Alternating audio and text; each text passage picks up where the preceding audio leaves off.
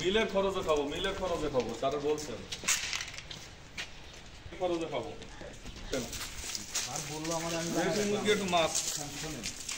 এটা হচ্ছে কন্ডম সেলের যে ইয়াটা, কন্ডম সেলের হচ্ছে পিছনের অংশটা। ও বাবা, আপনার কাছে সব চাবি আছে। এদিক দিয়ে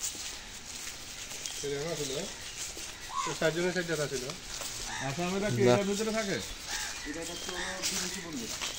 বিদেশি বন্দী দেখার মতো। এগুলো আসলে ভিতরে না ঢুকলে কিছু বোঝা যায় না, এর ভিতর থেকে কেন বেরোতে চায় মানুষ। এই যে মৃতদেহ হস্তান্তরের পূর্বে এখানে রাখা হয়েছিল।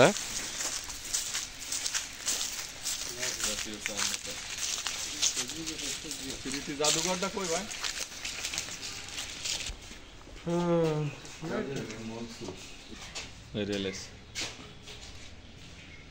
1971 সালে 10 এপ্রিল মেরিয়ে গেছে। 10 এপ্রিল।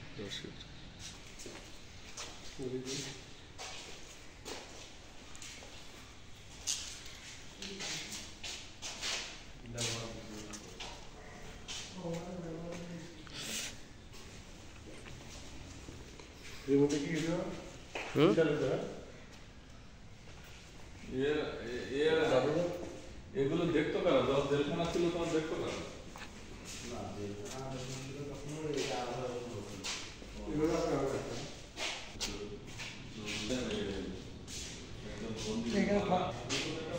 ভাই এরকম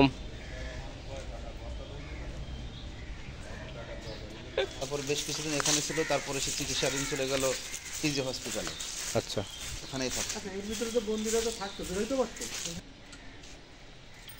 আগের কালে। দিলাম না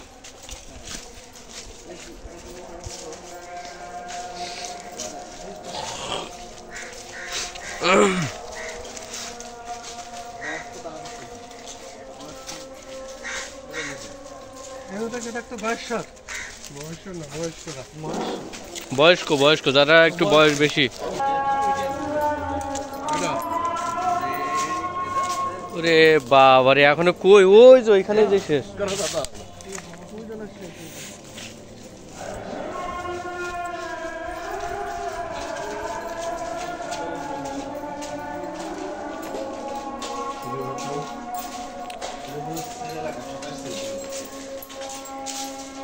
এই এক একটা রুমের ভিতরে কয়জন করে থাকতো ভাই? হ্যাঁ, ওরে বাবা। সেল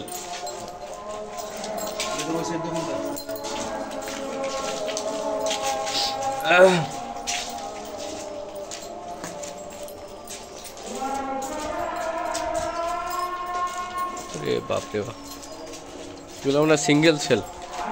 এটা হলো এটা বাথরুম, আর এ পাশে হচ্ছে থাকার। এটা ভিআইপি চম্পাকলি। এটা ভিআইপিদের, ভিআইপি যে এমপি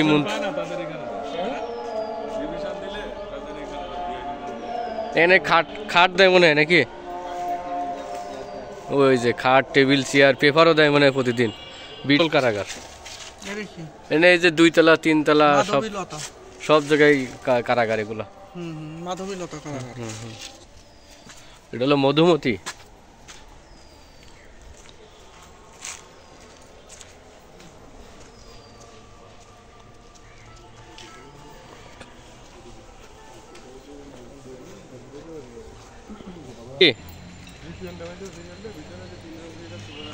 এগুলো কি তৈরি করতেছে ভাই এখানে? লেক হবে না নতুন করে?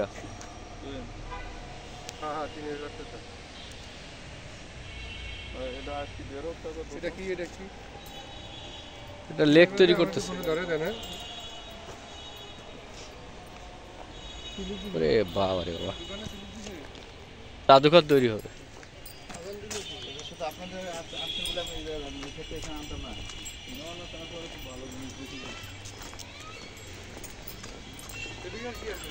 না না, যাচ্ছি তো দিকে।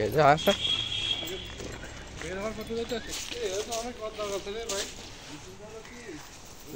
থাকলে এটি সব ক্লিয়ার থাকতো। ক্লিয়ার থাকতো ওই দিকে গিয়ে কাম করে দিত